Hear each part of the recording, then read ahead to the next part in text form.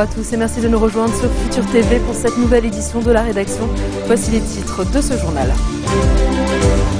Liban, le juge Saad Saad remet à leurs propriétaires les 4 bâtiments situés dans l'ancien périmètre de sécurité de Cheikh Ahmed El Assir à Abra, alors que les opérations de nettoyage se poursuivent. John Kerry prolonge son séjour au Proche-Orient pour d'autres rencontres avec les dirigeants palestiniens et israéliens. Le secrétaire d'État américain dit avoir fait du progrès, mais pas de percée significative. Des millions d'Égyptiens dans la rue pour demander le départ du président Mohamed Morsi, un an jour pour jour après son arrivée au pouvoir. L'armée est déployée en force à travers les grandes villes du pays. Et à suivre également dans cette édition, en Afrique du Sud, Barack Obama rend à nouveau hommage à Nelson Mandela. Le président américain doit se rendre sur l'île de Robben Island où l'icône de la lutte contre l'apartheid a été emprisonné pendant 18 ans. Le commissaire du gouvernement près le tribunal militaire, le juge Saad Saad, a remis les 4 bâtiments situés au sein de l'ancien périmètre de sécurité de Cheikh Ahmed El Assir à Abra à leurs propriétaires. Ceci marque la fin de l'enquête effectuée sur place, une semaine après le conflit qui a opposé les partisans armés de l'imam salafiste à l'armée libanaise. Pendant ce temps, les opérations de nettoyage se poursuivent dans cette localité de Saïda. Les résidents du quartier continuent d'évaluer l'ampleur des dégâts. Certains ont tout perdu. De nombreux suspects arrêtés ont par ailleurs été libérés car leur culpabilité n'a pas été prouvée. Et puis, toujours en ce qui concerne Saïda, le chef adjoint du Hezbollah a accusé le courant du futur d'avoir fomenté les tensions et d'être responsable des affrontements de dimanche dernier. Naïm Kassem estime que l'initiative contre l'armée et l'encouragement des conflits a conduit à l'explosion de la situation dans la grande ville du Sud, notamment à Abra. Il a par ailleurs appelé à la formation d'un gouvernement d'union nationale qui travaille à la consolidation de la paix civile et de la stabilité sur base de la formule armée, peuple, résistance. Le sous-secrétaire d'État américain William Burns est à Beyrouth où il doit s'entretenir avec les principaux responsables libanais. D'abord prévu jeudi et vendredi, sa visite a été reportée de quelques jours.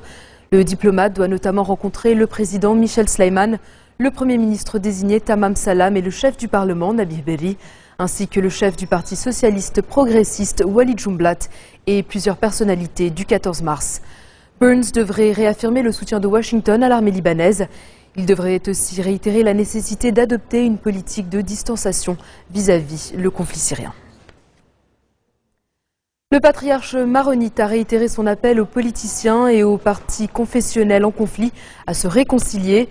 Dans son sermon dominical, le cardinal Bchara Botr-Serrahi a tenu les politiques pour responsables dans l'instabilité sécuritaire et la crise socio-économique que traverse le Liban. Il estime que ce conflit paralyse la vie publique, les institutions étatiques et les intérêts des citoyens.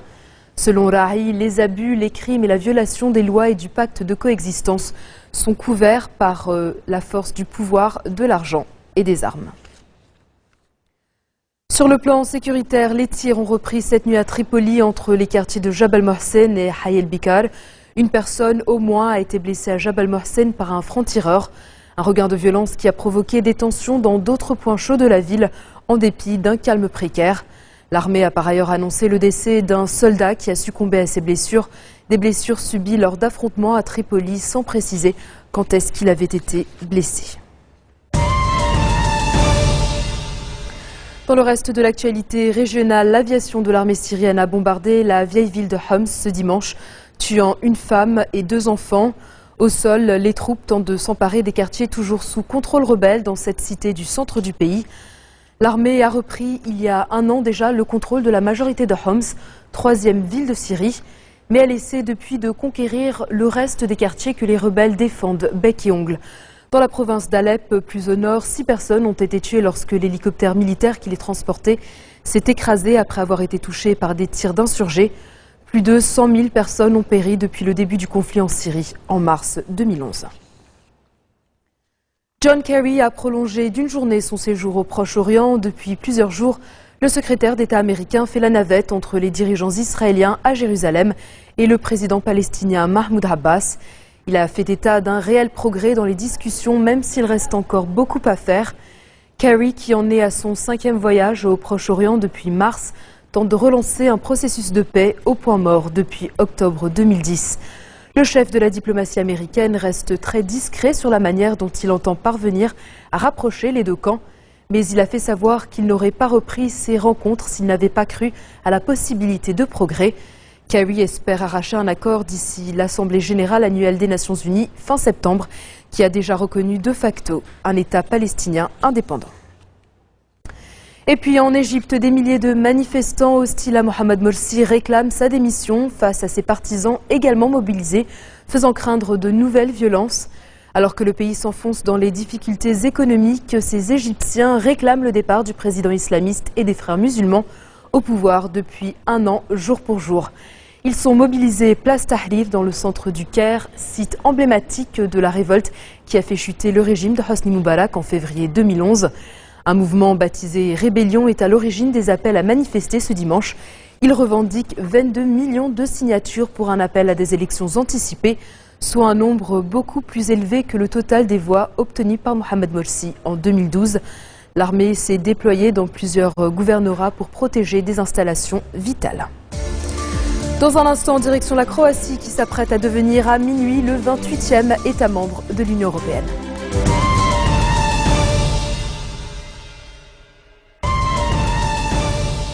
Retour sur le plateau de l'info de Futur TV. La visite de Barack Obama en Afrique du Sud se poursuit sur fond de tensions et d'inquiétudes au sujet de l'état de santé de Nelson Mandela. Au troisième jour de sa visite dans le pays, le président américain rend à nouveau hommage à l'icône de la lutte contre l'apartheid. Il doit visiter sur l'île de Robben Island la cellule dans laquelle Mandela a été emprisonné pendant 18 ans. La veille, Barack Obama a rencontré des étudiants de l'université de Johannesburg sur le campus de Soweto. Il avait 15 ans quand les émeutes de Soweto ont révélé au monde la cruauté du régime d'apartheid en Afrique du Sud. Des années plus tard, c'est depuis ce célèbre Tamchit qu'il a appelé la jeunesse africaine à s'inspirer de Nelson Mandela. On l'écoute.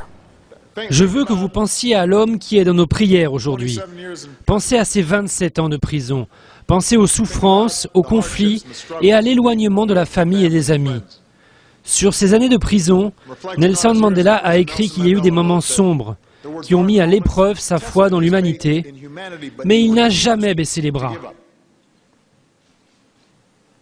Donc, dans vos vies, il y aura des moments qui mettront votre foi à l'épreuve. Mais peu importe votre âge, je vous le dis à tous aujourd'hui, ne perdez pas les qualités de la jeunesse. Votre imagination, votre optimisme, votre idéalisme, parce que l'avenir de ce continent est entre vos mains. En bref, dans le reste de l'actualité de ce dimanche, un attentat à la voiture piégée a fait au moins 16 morts et 25 blessés dans une banlieue de Peshawar, dans le nord-ouest du Pakistan. L'attentat visait un convoi de police sur la route principale qui mène à la ville garnison de Kohat. Elle se trouve près des districts tribaux, un fief des talibans et des groupes liés à Al-Qaïda. Cet attentat survient en pleine visite de David Cameron dans le pays. Le Premier ministre britannique est à Islamabad après un séjour éclair en Afghanistan. Washington est prêt à discuter d'un échange entre le soldat américain détenu par les talibans afghans depuis 4 ans jour pour jour et des insurgés emprisonnés à Guantanamo. L'armée américaine avait annoncé le 2 juillet 2009 que le sergent Bo Bergdale avait disparu depuis 3 jours d'une base de la province de Paktika dans le sud-est. Les talibans avaient ensuite confirmé ses captures. Il a été le premier soldat américain capturé en Afghanistan après l'intervention internationale de 2001. Et puis en Somalie, les forces de sécurité ont arrêté une figure historique des islamistes Shebab à son arrivée à l'aéroport de Mogadiscio. L'avion de Sheikh Hassan Dahir Awais venait d'atterrir en provenance d'Adado dans le centre. Le leader islamiste s'y était réfugié après des affrontements avec une faction rivale des Shebab. Il avait accepté de venir à Mogadiscio après la promesse de négociation avec le gouvernement. Un avion spécial avec à son bord plusieurs membres de son clan avait été affrété depuis la capitale somalienne pour l'escorter. La Croatie deviendra à minuit le 28e État membre de l'Union européenne. Une grande fête avec 700 chanteurs, musiciens et danseurs marquera ce soir le début de ce nouveau chapitre dans l'histoire du pays. Un pays qui vit sa 5e année de récession et où le taux de chômage s'élève à plus de 20%. Cette adhésion vient couronner des années d'efforts de cette ex-république yougoslave en termes de justice et de concurrence notamment. Les dernières adhésions à l'Union européenne remontent à 2007. Il s'agissait de la Roumanie et de la Bulgarie. L'Union comptera à minuit 508 millions d'habitants. Les États-Unis interceptent chaque mois en Allemagne quelques 500 millions de communications par téléphone ou Internet et près de 10 fois moins en France. C'est ce que rapporte le journal allemand Der Spiegel, dont les révélations sur le programme d'espionnage américain PRISM suscitent de vives réactions en Europe. Après avoir dévoilé la surveillance dont fait l'objet l'Union européenne, le magazine cite à nouveau un document classé strictement confidentiel de la National Security Agency, dont ces journalistes disent avoir pris connaissance par l'intermédiaire d'Edward Snowden, l'informaticien à l'origine du scandale PRISM. Et puis justement, le suspense reste entier sur le sort d'Edward Snowden. Il est bloqué depuis une semaine dans un aéroport de Moscou après l'annulation de son passeport par Washington qui réclame son extradition. Joe Biden a d'ailleurs appelé le chef de l'État équatorien pour lui demander de ne pas accorder l'asile politique à Edward Snowden. Rafael Correa a insisté sur l'amabilité du vice-président américain qui tranche avec les menaces de représailles commerciales du Congrès américain. En effet, le dollar est la monnaie nationale de l'Équateur. Près de la moitié des échanges commerciaux du pays dépendent des États-Unis. Avant de faire ces révélations, le jeune informaticien a travaillé pendant 4 ans pour des entreprises sous-traitantes de l'Agence nationale de sécurité. C'est la fin de ce journal. Tout de suite, le rappel des titres qui ont marqué l'actualité de cette journée. Liban, le juge Saher Saher remet à leurs propriétaires les 4 bâtiments situés dans l'ancien périmètre de sécurité de Cheikh Ahmed El Assir à Abra, alors que les opérations de nettoyage se poursuivent. John Kerry prolonge son séjour au Proche-Orient pour d'autres rencontres avec les dirigeants palestiniens et israéliens. Le secrétaire d'État américain dit avoir fait des progrès, mais pas de percées significatives. Des millions d'Égyptiens dans la rue pour demander le départ du président Mohamed Morsi, un an jour pour jour après son arrivée au pouvoir. L'armée est déployée en force à travers les grandes villes du pays. Et puis en Afrique du Sud, Barack Obama rend à nouveau hommage à Nelson Mandela. Le président américain doit se rendre sur l'île de Robben Island où l'icône de la lutte contre l'apartheid a été emprisonné pendant 18 ans. Merci de votre attention. Retrouvez-nous dès demain, 16h40 heure de Beyrouth, pour une nouvelle semaine d'actualité. Vous pouvez également nous suivre en ligne et en direct au www.futurtvnetwork.com ou en téléchargeant gratuitement notre application mobile Futur TV Lebanon. Excellente suite de programmes sur notre antenne et bonne soirée.